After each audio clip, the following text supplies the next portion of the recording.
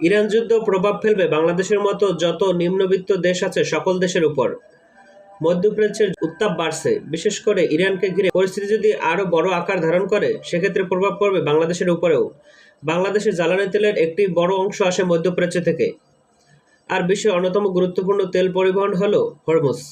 এই প্রণালী দিয়ে বিশ্বের বিপুল পরিমাণ তেল প্রতিদিন বিভিন্ন দেশে যায়।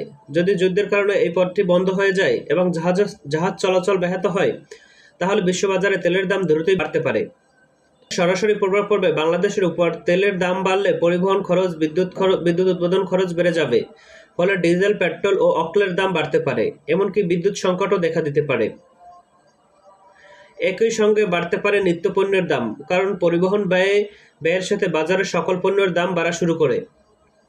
এতে সাধারণ মানুষের জীবনযাত্রার খরচ বেড়ে যেতে পারে। সব মিলিয়ে বলা চলে, মধ্যপ্রাচ্য যুদ্ধ শুধু এই অঞ্চলের মধ্যেই সীমাবদ্ধ নয়, এর প্রভাব বাংলাদেশের তেলের বাজারে, পণ্য এবং অর্থনীতিতে বাংলাদেশের মানুষের বিরূপ প্রভাব ফেলবে। আপনাদের সকলের মতামত আশা করছি।